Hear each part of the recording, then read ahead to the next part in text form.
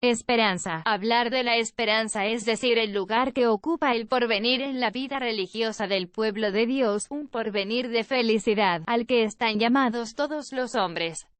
Las promesas de Dios revelaron poco a poco a su pueblo el esplendor de este porvenir, que no será una realidad de este mundo, sino una patria mejor, es decir, celestial, la vida eterna, en la que el hombre será semejante a Dios. La fe es la que garantiza la realidad de este porvenir prometido por Dios y de las exigencias que implica.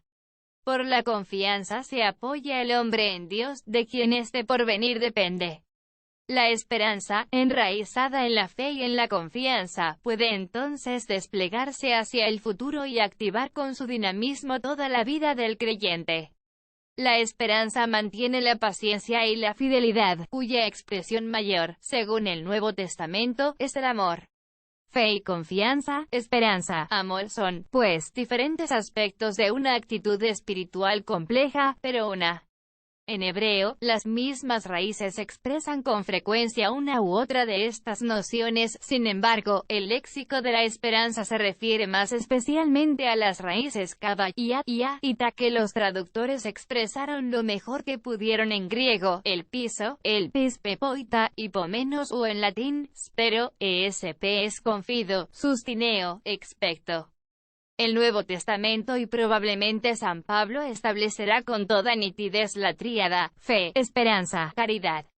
Antiguo Testamento, la esperanza de las bendiciones de Yahvé y la misteriosa promesa hecha ya en los orígenes por Dios a la humanidad pecadora atestigua que Dios no dejó jamás sin esperanza. Con Abraham es con quien comienza verdaderamente la historia de la esperanza bíblica. El porvenir garantizado por la promesa es en sí, una tierra y una posteridad, numerosa fecundidad.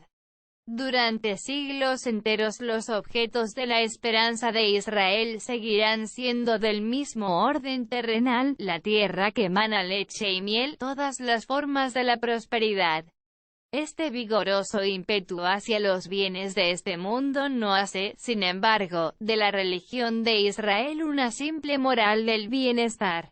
Estos bienes terrestres son para Israel bendiciones y dones de Dios, que se muestra fiel a la promesa y a la alianza. Cuando la fidelidad a Yahvé lo exige, estos bienes terrenales deben, pues, sacrificarse sin vacilar. El sacrificio de Abraham quedaba como ejemplo de esperanza perfecta en la promesa del Todopoderoso. Esta situación hacía presagiar que un día conocería Israel una esperanza mejor, hacia la que Dios va a conducir lentamente a su pueblo. Yahvé, esperanza de Israel y de las naciones. Este progreso fue en primer lugar obra de los profetas que, aun purificando y manteniendo la esperanza de Israel, le abrieron ya nuevas perspectivas. La falsa esperanza. Israel olvidó con frecuencia que un porvenir dichoso era un don del Dios de la alianza. Consiguientemente, se veía tentado a asegurarse este porvenir de la misma manera que las naciones, con un culto formalista, con la idolatría, el poder o las alianzas. Los profetas denuncian esta esperanza ilusoria. Sin fidelidad no hay que esperar la salvación. El día de Yahvé, sombrío, sin la menor claridad, será el día de la ira. Jeremías 1:29 ilustra típicamente este aspecto del ministerio profético. La verdadera esperanza. El porvenir parece a veces cerrarse delante de Israel, que entonces se ve tentado a decir, nuestra esperanza se ha destruido. Para los profetas queda entonces la esperanza como soterrada. Pero no debe desaparecer, un resto se salvará. La realización del designio de Dios podrá así proseguirse. A la hora del castigo, el anuncio de este porvenir lleno de esperanza resuena en los oídos de Israel para que se consuele y se mantenga su esperanza. La misma infidelidad de Israel no debe impedir esperar, Dios le perdonará. Si la salvación puede tardar, es, sin embargo, cierta, pues Yahvé, que es fiel y misericordioso, es la esperanza de Israel. Una nueva esperanza. La concepción profética del porvenir es muy compleja. Los profetas anuncian la paz, la salvación, la luz, la curación, la redención. Entreven la maravillosa y definitiva renovación del paraíso, del éxodo, de la alianza, o del reinado de David. Israel será saciado de las bendiciones de Yahvé y verá fluir a él la riqueza de las naciones. Los profetas, próximos al antiguo Israel, sitúan en el centro del porvenir a Israel y su felicidad, bienaventuranza temporal. Pero suspiran también por el día en que Israel se verá lleno del conocimiento de Dios, porque Dios habrá renovado los corazones, mientras que las naciones se convertirán. Este porvenir será la época de un culto finalmente perfecto, en el que tomarán parte las naciones.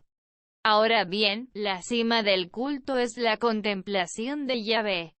Para los profetas, la esperanza de Israel y de las naciones es Dios mismo y su reinado. Sin embargo, la felicidad de Israel esperada para el porvenir sigue todavía situada en la tierra y, salvo excepción, es colectiva, mientras que la fidelidad de la que depende su venida es individual. La esperanza de la salvación personal y el más allá. Estos progresos van a realizarse entre los piadosos y los sabios, en el marco de la fe en la retribución personal. Esta fe tropezaba con el problema planteado por el sufrimiento del justo. Un profeta había, sí, enseñado que este sufrimiento debía engendrar la esperanza en lugar de impedirla, puesto que era redentor. Pero esta anticipación no tuvo consecuencias en el Antiguo Testamento. La esperanza de Job, por ejemplo, a pesar de los presentimientos, desemboca en la noche. La esperanza de los místicos, colmada por la presencia de Dios, se siente llegada a su término. El sufrimiento y la muerte no tienen verdaderamente importancia para ella. La fe de los mártires engendra la esperanza de la resurrección, mientras que la esperanza colectiva se orienta hacia el Hijo del Hombre. La esperanza de los sabios se orienta hacia una paz, un reposo, una salvación, que no están ya en la tierra, sino en la inmortalidad cerca del Señor. De esta manera la esperanza se hace personal y se orienta hacia el mundo venidero. La esperanza judía del tiempo de Jesús reflejaba las diversas formas de la esperanza de Israel. Esperaba un porvenir a la vez material y espiritual, centrado en Dios y en Israel. Temporal y eterno. La realización de este porvenir en Jesús iba a llevar a la esperanza a purificarse todavía más. Nuevo Testamento. La esperanza de Israel, realizada en Jesús. Jesús proclama la venida del reino de Dios a este mundo. Pero este reino es una realidad espiritual que solo es accesible a la fe. La esperanza de Israel debe, pues, para ser colmada, renunciar a todo el aspecto material de su espera. Jesús pide a sus discípulos que acepten el sufrimiento y la muerte como Él lo hizo. Por otra parte, el reino ya presente es, no obstante, todavía futuro. La esperanza continúa, pues, pero orientada únicamente hacia la vida eterna, hacia la venida gloriosa del Hijo del Hombre que retribuirá a cada uno según su conducta. Mientras llega ese día, la Iglesia, fuerte con las promesas y con la presencia de Jesús, debe acabar de realizar la esperanza de los profetas, abriendo a las naciones su reino y su esperanza. Jesucristo, esperanza de la Iglesia. La esperanza de la Iglesia es, en la fe, una esperanza colmada. En efecto, el don del Espíritu acabó de cumplir o realizar las promesas. Toda la fuerza de su esperanza se concentra en su espera de la vuelta de Jesús. Este porvenir, llamado parusía, día del Señor, visita, revelación, parece muy próximo y fácilmente se muestra extrañeza de que tarde. En realidad vendrá como un ladrón en la noche. Esta incertidumbre exige que se esté en vela con una paciencia inquebrantable en las pruebas y en el sufrimiento. La esperanza de la Iglesia es gozosa incluso en el sufrimiento, pues la gloria que se espera es tan grande que repercute ya en el presente. Esta esperanza engendra la sobriedad y el deshacimiento, que son, en efecto, los bienes terrenales en comparación con la esperanza de participar de la naturaleza divina. La esperanza, finalmente, suscita la oración y el amor fraterno. Fijada en el mundo venidero, anima toda la vida cristiana. La doctrina paulina de la esperanza. San Pablo comparte la esperanza de la Iglesia, pero la riqueza de su pensamiento y de su vida espiritual aporta elementos de gran valor al tesoro común. Así, el puesto que reserva a la redención de nuestro cuerpo, ya sea transformación de los vivos o sobre todo resurrección de los muertos. No creer en esta es para Pablo estar sin esperanza. La gloria no coronará sino la constancia en la práctica del bien. Ahora bien, la libertad humana es frágil. Siendo ello así, ¿puede el cristiano verdaderamente esperar tomar parte en la herencia prometida? Puede y debe, como Abraham, esperar contra toda esperanza, por razón de su fe en las promesas y de su confianza en la fidelidad de Dios, que garantizará la fidelidad del hombre desde su llamada, vocación, hasta la gloria. El cumplimiento de las promesas en Jesucristo tiene un papel fundamental en la reflexión de Pablo. La gloria esperada es una realidad actual, aunque invisible. Un bautizado está ya resucitado, el Espíritu es en él las primicias del mundo venidero. Dios ha hecho la gracia de la justificación a hombres a los que Adán arrastraba a la muerte, cuanto más los conducirá a la vida su solidaridad con su Hijo. Rom 5. Este cumplimiento en Cristo, de la esperanza de Israel es la revelación plenaria del motivo de la esperanza cristiana, un amor que nada ni nadie puede separar de él al cristiano. La esperanza personal de Pablo es, finalmente, un ejemplo admirable. Se despliega en su alma con extremada intensidad.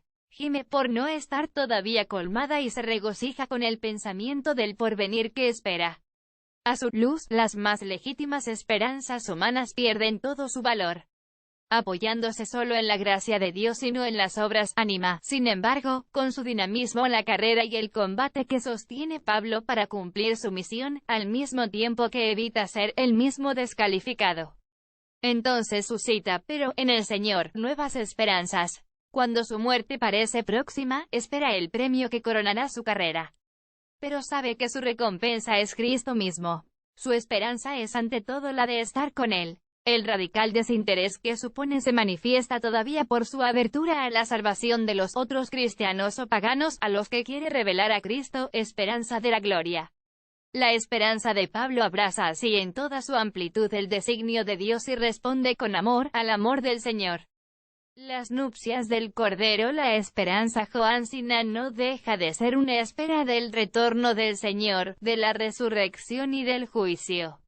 Pero prefiere reposar en la posesión de una vida eterna otorgada ya al creyente que ya está resucitado y juzgado. El paso del cristiano a la eternidad no será sino la apacible manifestación de una realidad que ya existe. En el Apocalipsis son las perspectivas profundamente diferentes. El Cordero resucitado, rodeado de cristianos, triunfa ya en el cielo, de donde vendrá la Iglesia, su esposa. Pero esta esposa está al mismo tiempo en la tierra, donde se desarrolla el drama de la esperanza cristiana que tiene que habérselas con la historia. Los triunfos aparentes de los poderes satánicos pudieran fatigar esta esperanza. En realidad, el Verbo invencible combate y reina al lado de los suyos y la victoria decisiva está próxima. La esperanza de los cristianos debe, pues, triunfar hasta la venida del universo nuevo, que realizará por fin plena y definitivamente las profecías del Antiguo Testamento. Al final del libro promete el esposo, mi retorno está próximo.